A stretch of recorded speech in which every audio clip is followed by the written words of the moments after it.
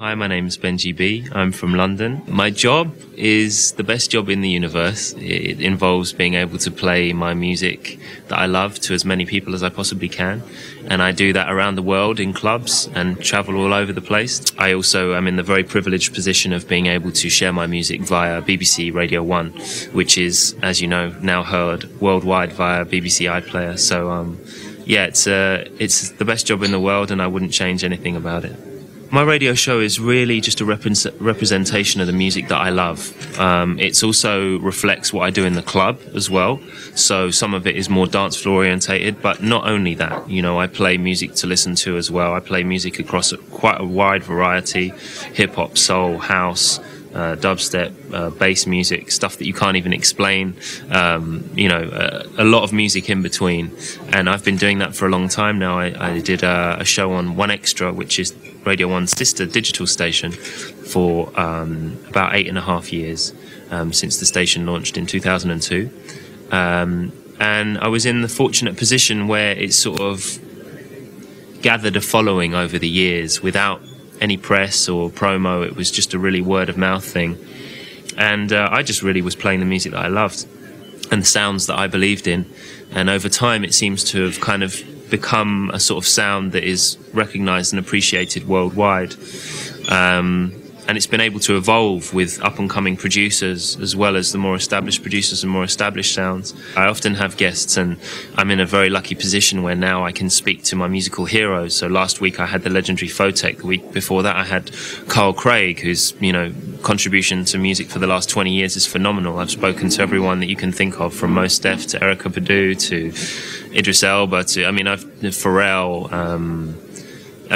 I can't think. There's so many people I've been lucky enough to interview over the years, and yes, it's an important part to do a mixtape show, but also to invite the people who are important to the program to come and speak on their music. Today we've spent the best part of 5 hours discussing what to expect from the Red Bull Music Academy, because frankly it needs 5 hours to be able to explain that.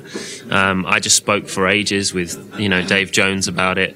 I spoke for ages upstairs about it because I can't put it into one sentence. It's exhausting, it's emotional, it's exhilarating, exciting, frightening, all of these things all at once. And somewhere in the middle of all of that, there's some amazing music going on, But imagine getting a golden ticket to go and stay in the perfect house with all of the perfect roommates that are all into the same stuff as you, and where you get to meet your heroes every day, learn from them, make music with them, party with them, and DJ and perform with them for 2 weeks non-stop with very little sleep in a city that is usually somewhere very exciting in the world, be it Sao Paulo, Cape Town, London, New York, Tokyo, or otherwise.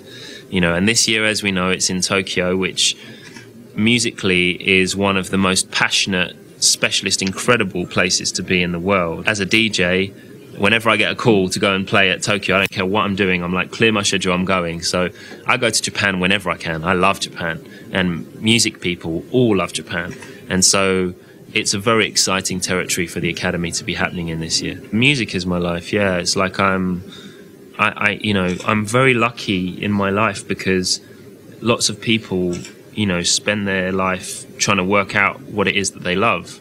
We all spend our life trying to work out what we should do and what's right from wrong, and, how to best make use of our work, and we're learning every day. But some of us aren't blessed with a clear passion. I've always known from being 5 years old that my life is about music. And it's a sort of a very fortunate thing for me. It's not a choice. The choice is what you do within music, but music chose me. It's not like, it's not something that I've thought, okay, why don't I have a go at this music thing? It's kind of like music is my first, second, third, fourth, and fifth passion. It's like, it's something that I've lived and breathed from an early age. So, yeah, if I look back, I'd probably would have wanted to do different things within music and done more than what I've done. But my expression in this lifetime of what so far has been to share my music via the medium of radio and nightclubs, and I'm really comfortable with that. I don't think that there's any rules, really. I mean,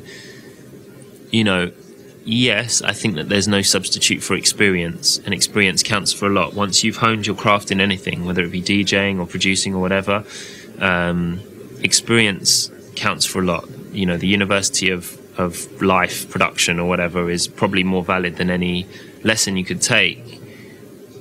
And certainly for what I do, having a sort of encyclopedic music brain of my musical experiences, my record collections, my concerts, everything that I've amassed in my life since being a kid until now are the tools that enable me to do what I do and be able to sit here 1 minute having a conversation about UK garage and then talk to Erykah Badu about, you know, Dilla or production on this or whatever. The next minute it's like, these are my passions, this is what I care about, I love it.